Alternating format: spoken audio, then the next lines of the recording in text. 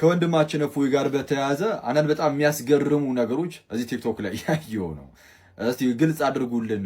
ሙስሊሞች በእናንተ ሳይድ ያሉ መምህራን ማለት በኡስታዝ ደረጃ በመምህራን ደረጃ ያሉ የተለያዩ ሰዎች ይሄን ያልኩት ለምንድን ነው? ለምሳሌ እፎይ መምህር አይደለም በዚህ ቤተክርስቲያናችን ውስጥ እስልምናን በራሱ እንደው የሚያጠና ከዛ በኋላ ያነበበውን የሚያካፍል አይነት ወንድም ነው።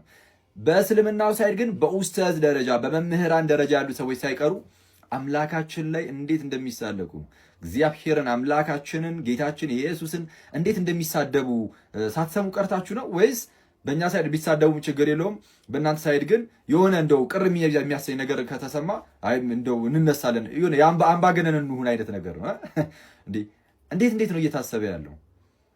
ልክ ለእንደዚህ አይነት ነገር እኮ ለመቆም ልክ ስትነሱ መጀመሪያ እናንተው ቤት ያሉ ልጆችን በመቆንጠጥ መምህራንም ቢሆኑ ኡስታዞችን ቢሆኑ በመከልከል በዛ ነው ባይዜ ሊጀምር የሚገባው። ለምን ይሄንን ያልኩት የተወሰነ ቪዲዮችን አሳያችኋለሁ አብረን የምናይ ይሆናል። ወደዛ ቀጥታ ከመግባቴ በፊት ግን አስቀድሜ አንድ ነገር ልናገር።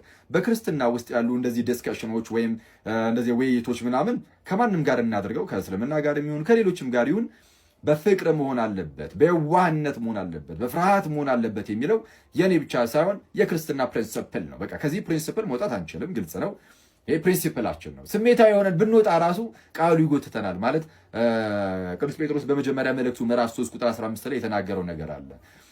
ዳሩ ግን ጌታን እርሱም ክርስቶስን በልባችሁ ቀድሱት ይልና በእናንተ ስላለው ተስፋ ለሚጠይቋችሁ ሁሉ ለመመለስ ዘወትር የተዘጋጃችሁ ሆኑ ይልና ነገር ግን በየዋህነትና በፍርሃት ይሁን ይላል።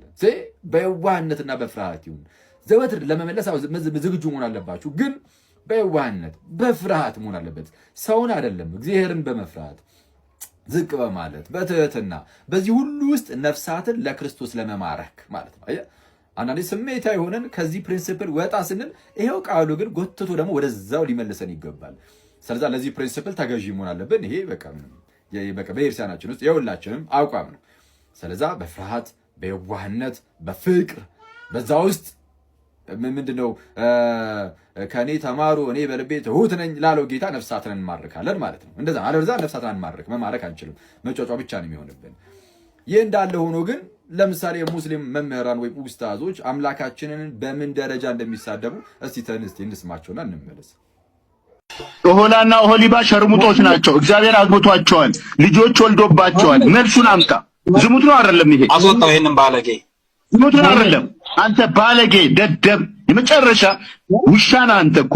እኔ ልክ ነግሬሃለሁ ቴሌግራም ላይ ተመልከት። እዚህ ጋር እግዚአብሔር ዲስቨርጅ አድርጓት ይችን ህፃን ልጅ ደም በደም አድርጓት። እግዚአብሔር ዲስቨርጅ አድርጓት ይችን ህፃን ልጅ ደም በደም አድርጓት ምን እንደሰራ ይሄንን በወንጀል በእርግጥ ይሄንን የሚወነጅል የሆነ የፍትሐ ብሔር ህግ አለመኖሩ ነው እንጂ ይሄ ወንጀል ነው፣ ያስከስሳል። እግዚአብሔር ዝሙተኛ ነው፣ ዝሙት አሰርተዋል። እግዚአብሔር ዝሙተኛ ነው፣ ዝሙት አሰርተዋል። የእግዚአብሔርን ብልትና ጡት የሆነ ጋር መተውሰድ በሉት ያሳፍራል። እግዚአብሔር ብልት ይለካል። በጣም ያሳፍራል። እግዚአብሔር ያሳፍራል በእውነቱ። ባለጌ ነው በጣም። አምላክ ጌ ነበረ ወንድ ለወንድ የሚሳሳም አየሁ። ይሄን አምላክ ይታያል አየህ። ይሄን ሽማግሌ አየህ። ይሄን ሽማግሌ ከዚህ ሰው ግን በክርስትና ዓለም እግዚአብሔር ስለጠጣና ስለሰከረ ብቻ ጀግና ይባላል። ይሄ በጣም የሚያስቅ ነገር ነው። የሰከረ ሰው ሰካራም ነው።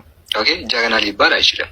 እንግዲህ እንደሰማችሁት ነው። ሙስሊም ኡስታዞች መምህራን ሳይቀር በምን ደረጃ እግዚአብሔር ላይ እንደሚናገሩ እንግዲህ ተመልክታችኋል።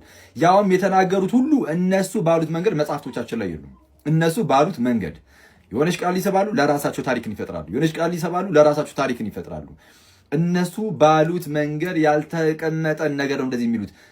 ቀርበ መልስ ከተባልኩ እኔ ለምሳሌ ልመልስ እችላለሁ። እዚህ ጉዳይ ላይ ቀርበ መልስ ከተባልኩኝ እኔ ቀርቤ ልመልስ እችላለሁ።